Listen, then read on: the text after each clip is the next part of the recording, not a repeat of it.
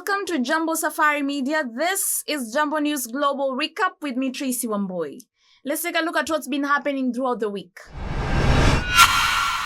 On May 7th, 2025, Israeli airstrikes on a crowded restaurant and market in Gaza City resulted in the deaths of at least 33 Palestinians, with many more wounded.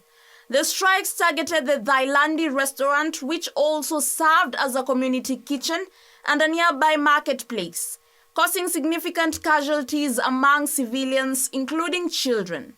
Eyewitnesses' accounts describe scenes of devastation, with reports of bodies lying in pools of blood. The Israeli military stated it was investigating the incidents, while hospitals reported that at least 59 people had died from various attacks since the previous night, including strikes on schools serving as shelters for displaced families. The escalation comes amid Israel's plan to intensify its military campaign against Hamas, which has faced international condemnation. Prime Minister Benjamin Netanyahu announced a forceful operation to dismantle Hamas, while humanitarian conditions in Gaza have deteriorated dramatically, with warnings of impending starvation due to the ongoing blockade. A Kenyan court has sentenced 4 men, Belgium, Vietnam, and Kenyan citizen to 1 year in prison or a fine of $7,700 for attempting to smuggle thousands of live queen ants out of the country. The suspects were arrested last month with 5,000 giant African harvester ants, which are highly valued by collectors. The judge emphasized the ecological importance of the ants and criticized the defendants for their greed, stating that smuggling such a large number was beyond a mere hobby.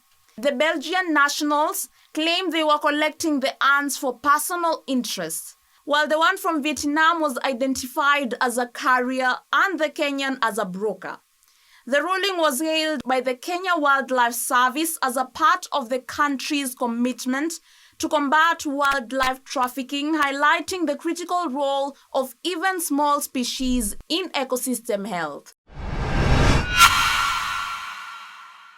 For a second time in just over a week, a U.S. fighter jet has fallen overboard from the USS Harry S. Truman aircraft carrier into the Red Sea.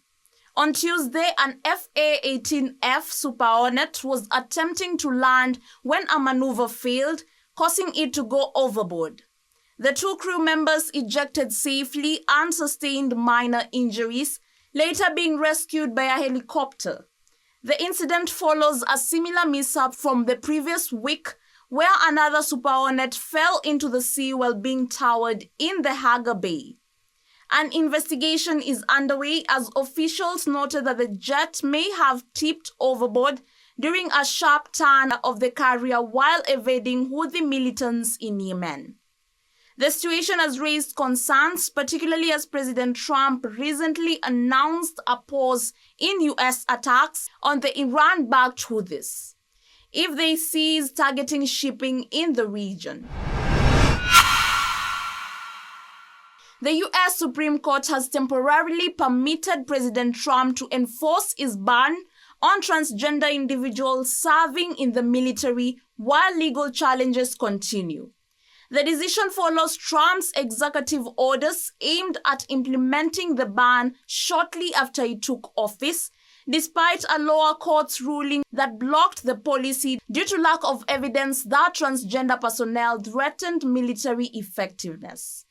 Advocacy groups criticized the ruling as a significant setback for transgender service members, arguing that it is based on prejudice rather than military readiness.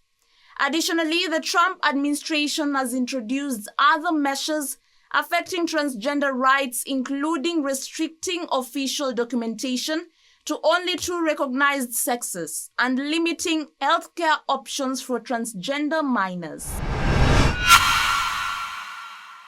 Newly released audio has revealed the tense moment when air traffic controllers at Newark Liberty International Airport lost communications with pilots, leading to significant delays. In the recording, a pilot reportedly asked, and I quote, "Approach, are you there?" for 30 seconds before receiving a response.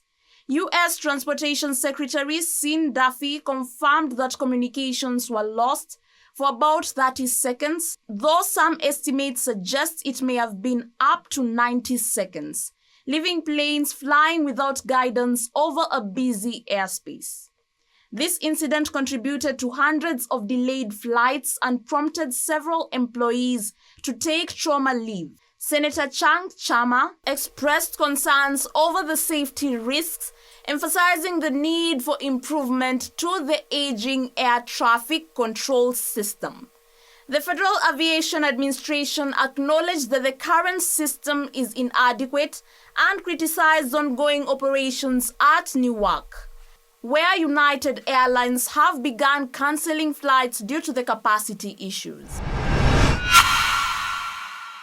On May 6, 2025, the Israeli military launched airstrikes on Sana'a International Airport in Yemen, controlled by the Houthi movement, reportedly rendering the airport completely destroyed. The strikes targeted civilian planes, the runway, and military infrastructure, resulting in at least 3 deaths among the Houthis. This action followed a Houthi missile attack near Ben Gurion Airport in Israel just 2 days earlier. Israeli Prime Minister Benjamin Netanyahu stated that anyone attacking Israel would be held accountable, while Houthi officials vowed retaliation, labeling the strikes as field terrorism. Concurrently, President Trump announced that the U.S. would cease attacks on the Houthis, suggesting a ceasefire agreement had been reached, further complicating the already tense situation in the region.